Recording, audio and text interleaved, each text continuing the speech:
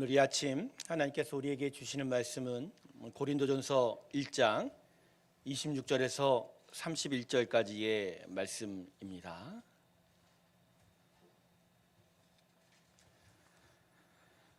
고린도전서 1장 26절에서 31절 사이의 말씀입니다.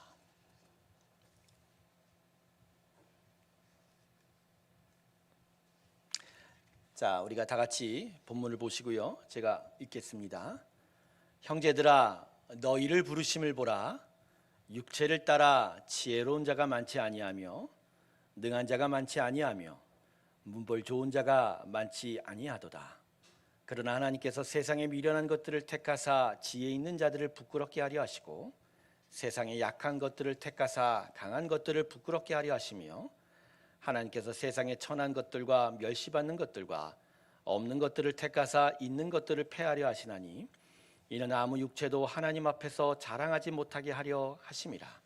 너희는 하나님으로부터 나서 그리스도 예수 안에 있고 예수는 하나님으로부터 나와서 우리에게 지혜와 의로움과 거룩함과 구원함이 되셨으니 기록된 바 자랑하는 자는 주 안에서 자랑하라 함과 같게 하려 함이라. 우리 하나님께 영광의 박수 올려드리겠습니다. 아멘. 야, 일상으로의 회복의 거리 조치가 이제 시작이 되면서 첫 번째 주일인데 우리 많은 성도님들이 나오셔서 참 반갑습니다. 우리 좌우 옆분에게 오늘 정말 기쁘게 인사할까요? 예수님이 당신을 사랑합니다. 인사하도록 하겠습니다. 인사합니다. 예우 안녕. 예우 안녕. 오늘 이 자리에는 우리 교회에서 제일 연로하신 두 분과 또 제일 나이가 젊으신 우리 김예우 군이 자리를 하고 있었습니다. 예, 감사합니다. 교회는 함께 모여 예배하는 곳입니다. 할렐루야. 우리 안에 예배의 영광이 함께하길 주님의 이름으로 축원합니다. 잠깐 기도할게요. 하나님, 말씀의 은혜를 허락하여 주시고 온전히 주님만을 바라보게 하여 주시옵소서. 예수님의 이름으로 기도드립니다. 아멘. 하나님이 보시기에 우리는 어떤 사람입니까? 일단은 하나님이 만드신 창조 세상과 모든 피조물을 죄악으로 오염시킨 흉측한 죄인이 바로 하나님 보시기에 우리일 겁니다. 하지만 그럼에도 불구하고 하나님은 당신을 배반한 인생들에게 예수를 십자가에 죽이시기까지 하면서 구원의 은혜를 베풀어 줬습니다. 할렐루야. 그러면 하나님께서 도대체 무엇을 이루시고자, 무엇 때문에 이 예수의 복음을 우리에게 주시고 구원의 은혜를 베풀어 주셨을까요? 오늘 말씀을 통해서 하나님께서 무슨 이유로 우리를 구원해 주셨는지에 대한 그것 무엇을 이루려 하시는지를 분명하게 배우기를 원합니다. 오늘 본문의 배경은 고린도 교회지요. 고린도 교회는 하나님의 풍성한 은혜를 받은 교회입니다. 자막 한번 볼까요? 고린도전서 1장 5절 7절. 자막 준비 안 됐습니다. 제가 읽어드릴게요. 고린도전서 1장 5절과 7절을 보면 이렇게 말씀합니다. 이는 너희가 그 안에서 모든 일, 곧 모든 언변과 모든 지식에 풍족함으로, 그다음에 7절을 보면 너희가 모든 은사에 부족함이 없이 우리 주 예수 그리스도의 나타나심을 기다림이라. 아멘. 고린도전서 1장을 보면 고린도 교회는요, 하나님에 대한 지식이 아주 풍성했습니다. 그리고 모든 은사에 부족함이 없었다고 합니다. 그러니까 고린도 교회 성도들이 예수를 온전히 믿을 수 있게 하시고 또 함께 모인 그 고린도 교회가 정말 귀하고 견고하게 세워져 가기를 정말 하나님이 원하셔서 그들에게 많은 은혜를 베풀어 주셨다는 거예요. 하지만 이들에게 아주 심각한 문제가 생기기 시작했습니다. 그 문제는 바로 갈라짐과 분열입니다. 고린도전서 1장 11절과 12절을 보면요, 바울에게 그들이 소식을 전했기를 보면 서로가 서로의 지도자를 따라 나누어졌다라고 이렇게 이야기합니다. 제가 11절과 12절 읽어드릴게요. 내 형제들아, 근로의 지편으로 너희에 대한 말이 내게 들리니 곧 너희 가운데 분쟁이 있다는 것이라. 내가 이것을 말하거니와 너희가 각각 이르되 나는 바울에게, 나는 아볼로에게, 나는 게바에게, 나는 그리스도에게 속한 자라 한다는 것이니. 교회 여러 지도자들을 중심으로 그룹으로 분열되고 갈등하고 있었다는 것이죠. 여러분, 왜 고린도 교회 성도들이 이렇게 분열되어 서로 갈등하고 싸우고 있었을까요? 그 실마리는요, 고린도전서 4장 1절에 있습니다. 이 말씀 성경을 좀 찾아보시기를 원합니다. 고린도전서 4장 1절을 보면요, 이렇게 말씀하고 있습니다. 고린도전서 4장 1절, 사람이 마땅히 우리를 그리스도의 일꾼이요 하나님의 비밀을 맡은 자로 여길지어다. 아멘. 자, 이 말씀을 거꾸로 뒤집어 해석해 보면 고린도 교회 성도들이 교회 지도자들을 인간적인 잣대로 판단하고 있었기에 바울이 그렇게 하지 말 것에 대해서 이야기하는 것이죠. 즉 하나님의 교회를 위해 세운, 하나님의 기준으로 불러 세운 자가 교회 지도자들이라는 거죠. 그래서 바울은 자신은 사람의 일꾼이 아니라 하나님의 일꾼이요, 사람의 일이 아니라 하나님의 비밀, 즉 하늘의 말씀을 가르치는 자라고 말하고 있으면서 너희들 안에 그러한 일들이 없기에 대한 마음을 전하고 있는 것이죠. 그래서 우리는 이와 같은 고린도 교회 성도들의 태도와 생각들을 통해서 그들에게 나타난 갈라짐과 분열의 이유를 좀 짐작해 볼 수 있습니다. 그 이유는 그들이 하나님의 풍성한 은혜를 받았음에도 불구하고 여전히 세상의 가치관과 생각에 매여 살고 있었다는 것이죠. 즉 여전히 세상적 가치관 때문에 그들이 싸우고 갈라지고 분열하게 됐다는 것이죠. 고린도 교회 성도들은 세상이 살아가는 방식과 질서를 여전히 따르고 있었습니다. 머리로는, 입으로는 예수를 자신의 주인으로 고백하고 있었지만 그들의 실제 삶에 있어서는 예수가 실상은 주인이 아니었다는 것이죠. 그래서 자기들이 자기의 판단과 생각이 주인이었고, 그렇기에 복음의 선포자들, 교회 리더들을 여전히 어떤 눈으로 본다고요? 세상의 눈으로, 이모 저모 자신들의 판단으로 바라보고 또 그렇게 판단한 것이죠. 그러니 시기와 질투가 나타나고 또 미움이 나타나고 불평이 나타날 수밖에 없고, 그러다 보니 나누어지고 분열되고 욕설과 폭력들이 나타날 수밖에 없는 것이죠. 그래서 바울은 이런 고린도 교회에 오늘 본문을 통해서 책망을 주고 있습니다. 본문 26절을 우리 다시 한번 보겠습니다. 오늘 본문 26절입니다. 우리 이 말씀 우리 같이 한번 읽어볼까요? 같이 읽습니다. 시작. 형제들아 너희를 부르심을 보라. 육체를 따라 지혜로운 자가 많지 아니하며 능한 자가 많지 아니하며 문벌 좋은 자가 많지 아니하도다. 아멘. 자, 26절에 지금 바울이 고린도 교회 성도들한테 뭐라 그러죠? 먼저 너희의 부르심을 봐라. 하나님이 너희를 어떻게 부르심을 봐라.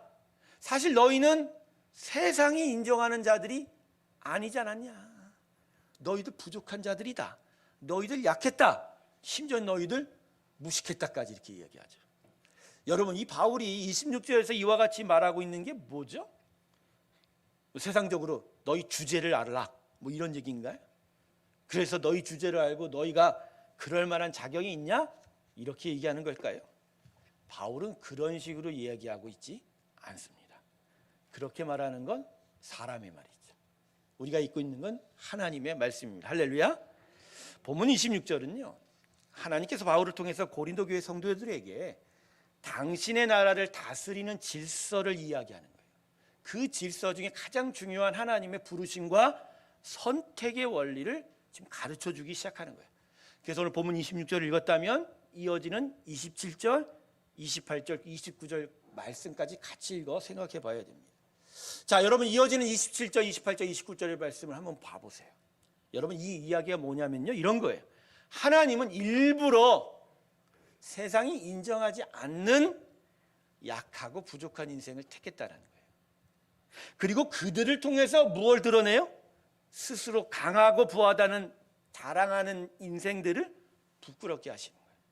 그리고 어떤 인생도 하나님 앞에 자랑할 수 없게 만드시고 계신다라는 거죠. 자, 왜 이 일을 하시죠? 결국 뭐만이 영광을 받도록? 하나님만이 영광을 받도록, 하나님만이 유일한 창조자의 주권자여 다스리는 분, 하나님만을 경배하는 그 일이 바로 고린도 교회 너희 성도들을 하나님이 택한 이유가 된다는 거예요. 그래서 오늘 본문을 통해서 바울은 서로 싸우고 있는 고린도 교회 성도들에게 이렇게 책망하는 거예요. 세상이 인정하지 않았던 약하고 부족했던 너희들을 구원받은 건 너희를 통해 하나님의 전능하심을 드러내려는, 하나님이 하나님됨을 드러내려는 복음의 결론 때문이다라는 것이죠. 그러니까 너희 지금 싸우는 건 너희에게 복음의 결론이 아직 적용되지 않았다. 그래서 새로운 삶의 방식이 안 나타나고 여전히 이전에 살아왔던 방식으로 살고 있다라는 것이죠. 여러분, 고린도 교회 성도들에게 오늘 사도 바울이 이야기한 건 결국 이거예요. 복음의 궁극적인 결론, 즉 하나님만이 영광을 받으시는 일이 아직 너희에게 안 나타나서 너희 안에 그러한 아픔과 갈등이 있었다라고 이야기하고 있는 거예요. 그래서 오늘 본문 마지막 절인 30절과 31절에서 애끓는 호소를 바울은 고린도 교회 성도들에게 던지고 있습니다. 우리 30절과 31절 또 같이 한번 읽어볼까요? 다 같이 읽습니다. 시작. 너희는 하나님으로부터 나서 그리스도 예수 안에 있고 예수는 하나님 안으로부터 나와서 우리에게 지혜와 의로움과 거룩함과 구원함이 되셨으니 기록된 바 자랑하는 자는 주 안에서 자랑함과 같게 하려 함이라. 바울이 지금 뭐라고 하세요? 너희는 예수 안에서 누구만을 자랑하라? 하나님만 자랑. 하나님만 자랑하라. 높여라. 예배하라. 그래서 오늘 본문 말씀을 정리하게 되면 이런 의미가 되는 거예요. 하나님만 자랑하면 하나님의 생각과 뜻이 중요하게 돼요. 그렇게 되면 나의 방식과 나의 생각, 판단이 포기되는 거 아니냐. 그러면 서로 싸울 이유가 없고 서로 나누어질 이유가 없다. 하나님만 자랑하면 절대 싸울 수가 없다라고 얘기하고 있는 것이죠. 사랑하는 새롭게 성도 여러분, 예수의 복음의 결론은 하나님의 영광의 드러남입니다. 할렐루야. 복음이 우리 안에 와서 최종적으로 결론 맺는 게 뭐라고요? 하나님의 영광이 드러나. 그래서 여러분, 예수의 복음을 제대로 만나면요, 절대로 자기 자랑이 나타날 수가 없어요. 복음은 우리 안에 와서 무엇을 드러낸다고요? 하나님의 영광을 드러내요. 그러니까 예수 복음을 제대로 만나가기 시작하면요, 자기 자랑은 줄어들기 시작하고 하나님 자랑이 나타나기 시작하고 하나님의 영광을 위해서 사는 거예요. 여러분이 처음 예수를 믿었을 때 모습이 그래요. 우리 안에 신실한 자들의 모습이 그래요. 그들의 입과 행위 속에서 뭐만 나타나는 줄 아세요? 예수만 나타납니다. 할렐루야. 뭔가 힘이 없는 것도 같고 뭔가 매갈이 없는 것도 같고, 그죠? 그런데 그분의 입의 행동에서 뭐만 나타나요? 예수님이 좋아요. 예수님이 하셨어요. 하나님이 하셨어요. 하나님이 하셨어요. 자기는 없어요. 그냥 하나님만 계속 높아가요. 여러분, 하나님이 우리에게 은혜로 주시는 복음은 우리 안에서 오직 하나님만 자랑하게 하는 거예요. 그래서 예수 복음은 결국은 우리 안에 이렇게 선포하는 거예요. 이 세상의 주인은 하나님이다. 그분만이 유일한 하나님이시다. 그분만이 이 세상을 구원하실 수 있고 그분만이 우리 인생을 구원할 수 있다. 그러기에 하나님만 높여라. 그분만을 주인 삼아라. 그분께 영광을 드려라. 할렐루야. 여러분, 수많은 찬송가와 복음성가들을 보세요. 거기에 우리의 아픔과 애환과 슬픔의 이야기도 있지만 결국은 중심의 주제가 뭐죠? 예수만 바라보라. 하나님만 높여라. 그분이 왕이시다. 예수님을 통한 그 구원을 감사하라. 계속 그 얘기만 하잖아요. 복음은 결국 우리 안에서 하나님만 자랑하게 만든다는 거예요. 그러므로 복음의 사람은 항상 겸손합니다.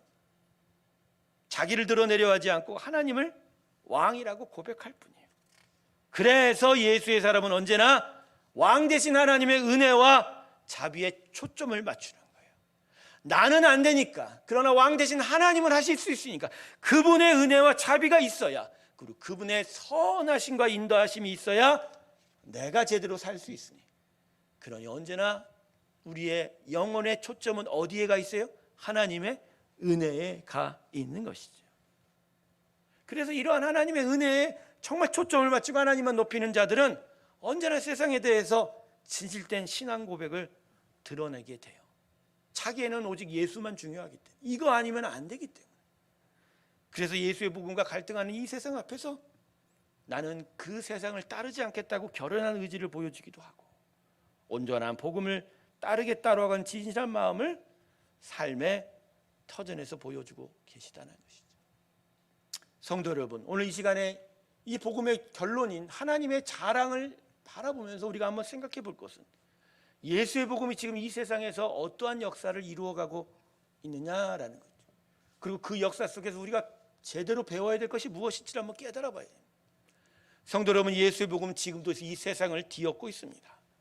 하나님께서는 지금 땅 위에 당신의 나라를 세워가고 있다는 거예요. 그래서 그냥 우리만을 구원한 것으로 끝나지 않아요.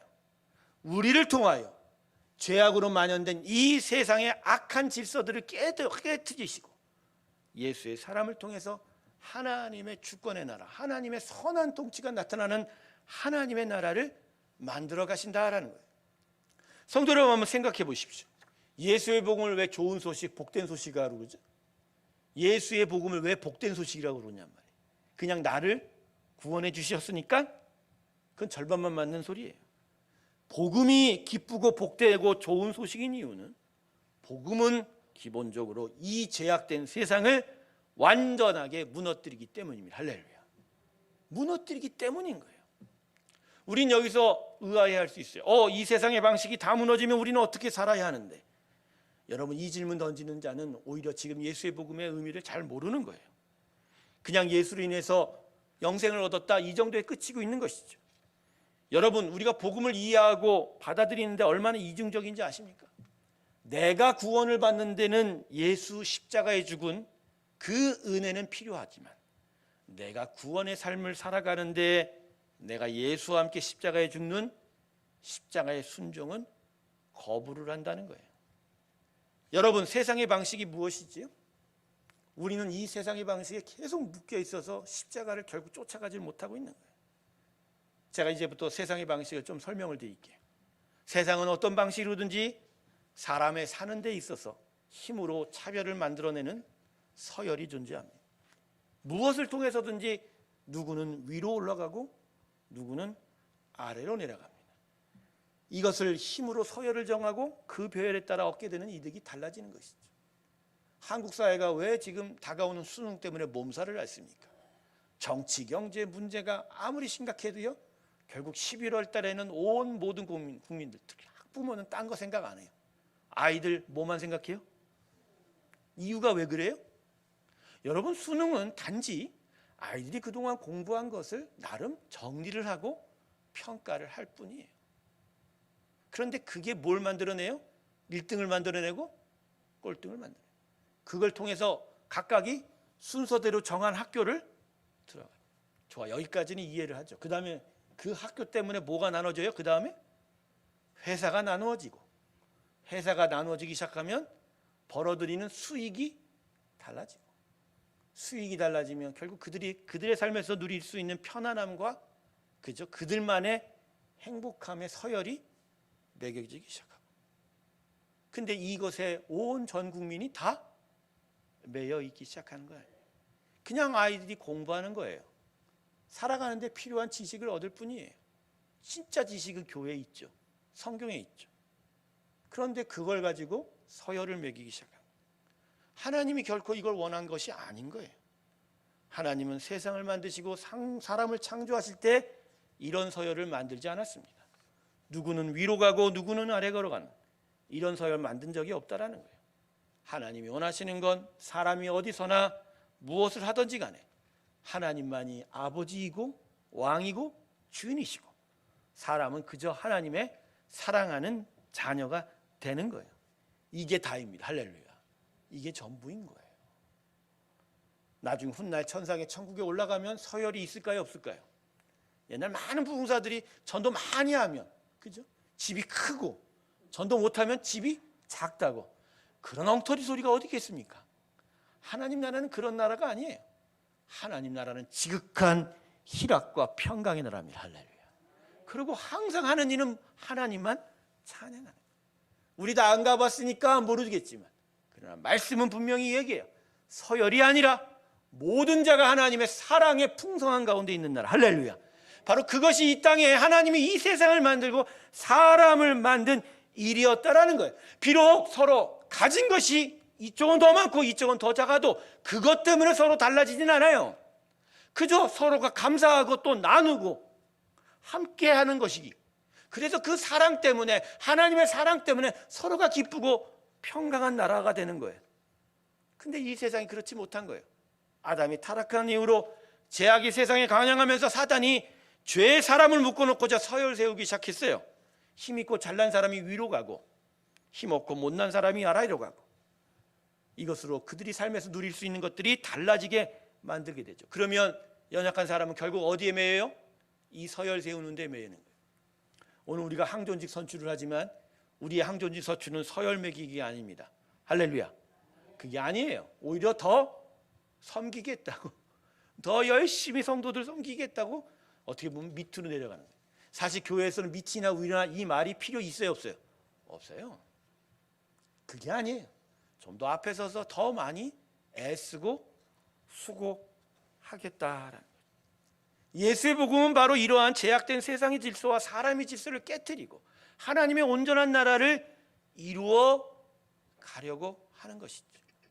그런데 예수의 복음이 여기서 중요하게 한번 짚어야 될 것은, 그런데 이 예수의 복음이 강하고 잘난 사람의 힘으로 이 세상의 질서를 엎으면 안 되니까, 똑같으니까. 그래서 예수의 복음이 어떤 방식을 택했어요? 십자가에 우리 예수님이 힘없이 아무 저항 없이 그저 죽었다는 거예요. 그러나 사흘 만에 되살아나셨다. 할렐루야. 그리고 그 예수의 복음이 지금도 약하고 무식하고 가난하고 부족한 자들을 먼저 불러 세우시고, 오히려 그들 안에 하나님의 영광이 나타남으로 말미암아 스스로 강하다고 부하다고 지혜 있다고 권세 있다고 하는 자들의 삶들을 깨트리고 무너뜨려 버리는 거죠. 이삭의 두 아들 기억하시죠? 첫째 아들이 에서고, 둘째 아들이 누구예요? 대답을 안 하세요? 예, 성경 다시 읽어야 되나? 야곱입니다. 근데 에서와 야곱이 그 배 안에 있을 때 하나님이 리브가에게 음성을 주십니다. 뭐라고 얘기하시죠? 큰 자가 작은 자를 섬기리라. 여러분, 이게 무슨 말이죠? 하나님이 작은 아들, 작은 자인 야곱을 더 사랑하고 큰 아들, 큰 자 에서를 더 미워하다는 얘기예요? 그런 식이 아니에요. 그건 사람의 눈이에요. 리브가의 태안의 두 아들 사이의 관계가 이렇게 되는 것은 앞으로 믿음의 후손들로, 믿음의 씨앗들을 잃은 이들을 통해서 나타난 하나님의 나라는 앞으로 이렇게 된다는 거예요. 즉 세상은 큰 자가 다 차지하고 작은 자는 아무것도 못 차지하는, 큰 자가, 장자가, 힘센 자가 아버지의 모든 것을 차지하는 그런 서열 매기기이지만 하나님 나라는 그렇지 않다는 거예요. 큰 자든 작으다든 아무 상관없어요. 오직 하나님이 택한 자가 하나님 나라를 차지하는 것입니다. 할렐루야. 아무 기준이 없어요, 세상이 볼 때. 하나님은 그래서 그걸 뚜렷하게 보여주시려고 작은 자를 일부러 택한 거예요. 세상의 질서를 깨트리는 걸 보여주기 위해서. 그래서 부족하고 오히려 약탈꾼인 작은 자 야곱을 세우시고 큰 자에서는 내리신 거예요. 리브가의 태에서 큰 자가 작은 자를 섬기게 될 일이 정해진 건 결국 작은 자들을 통한 믿음의 씨앗들을 통해서 이 세상에 가장 가득한 큰 자들의 세상, 그 세상의 제약된 방식을 무너뜨리고 하나님의 나라를 세울 것을 선포하고 계신 거예요. 할렐루야. 그런데 우리가 이 세상의 방식을 뒤엎는 복음의 방식으로 내가 선택을 받았는데, 그때 그 복음의 방식으로 사는 걸 거부하면 결국은 내가 나된 거를 거부하고 있는 거네. 부모님으로부터 태어난 아들이요 딸인데 살아가는 건 부모님의 간섭을 원치 아니하면 과연 그 자녀는, 그 삶은 과연 무엇이냐는 것이죠. 예수의 복음은 인간의 죄로부터 시작된 모든 세상의 질서와 방식을 무너뜨리는 것입니다. 그리고 이것을 위해서 도대체가 이해가 안 되는 십자가 사건이 나타나게, 그리고 그 안에서 우리가 하나님의 부르심을 받았다라는 것이죠. 그리고 우리를 통해서 하나님의 선한 역사가 이제 강력하게 시작이 되기 시작하는 거예요. 작고 힘없는 자라, 그러나 하나님이 함께 하셔서 당신의 온전한 나라를 세워가시며 스스로 교만한 자, 스스로 지혜 있다고 스스로 힘 있는 자의 세상들을 하나하나 굴복시켜가며 하나님의 온전한 나라를 이루어가게 하신다. 할렐루야. 그러기에 여러분, 우리가 예수를 믿었다면 우리는 우리를 자랑하는 삶이 아니라 오직 하나님만을 자랑해야 하는 거예요. 그리고 그 하나님만을 자랑하는 가운데 우리 안에서는 서로가 용납하고 용서하고 또 이해하고 그리고 사랑하며 그리고 나누어 크거나 작거나 힘이 세거나 약하거나 높거나 낮거나가 아닌 서로 하나님의 자녀됨으로 함께 살아가는 것이 그게 바로 우리의 참된 믿음의 삶이라는 걸 다시 한번 깨닫기를 주님의 이름으로 축원합니다. 말씀을 정리하겠습니다. 우리는 복음을 너무 쉽게 너무 잘못 이해해 왔어요. 그리고 그 십자가의 구원은 바로 우리만을 위한 것이라고 생각해 왔죠. 아닙니다. 예수의 복음은 그런 차원에서 주어진 것이 아닙니다. 하나님의 영광을 위하여 우리에게 주어졌다라는 것이고 그리고 그 영광은 우리 안에 우리만을 위한 나만을 위한 삶의 질서들을 무너뜨리고 하나님의 온전한 나라를 세워가는 일들로 나타나게 될 것입니다. 예수의 복음은 온 세상을 위하여 우리를 복의 근원으로 만들 것입니다. 그리고 우리가 그 근원되어 하나님의 영광을 드려가게 될 것이고 함께 모인 교회는 하나님의 영광을 온전히 세워갈 줄로 믿습니다. 오늘 마음에 새기세요. 복음은 나만을 위한 것이 아닌 하나님의 영광, 하나님의 온전한 나라를 세워가는 것을 기약하며 그분의 가르침대로 십자가에 순종하며 하나님만 자랑하며 나아가는 귀한 일들이 우리 가운데 있기를 주님의 이름으로 축원합니다. 기도하겠습니다. 하나님, 우리가 어떻게 부름받았는지를 기억하게 하여 주시옵시고 그래서 그 부름받은 대로 살아가는 믿음의 삶을 허락하여 주시옵소서. 우리는 온전히 하나님만 자랑하기를 원합니다. 나만을 위한 복음이 아닌 온 세상을 위한 하나님의 복음이기에 하나님을 자랑하며 하나님의 영광이 나타나기를 간절히 소원합니다. 주여 그 믿음을 우리에게 허락하여 주시옵소서. 예수님의 이름으로 기도드립니다. 아멘. 우리 다 같이 505장 찬송 부르면서 주님 앞에 봉헌하며 나아가겠습니다.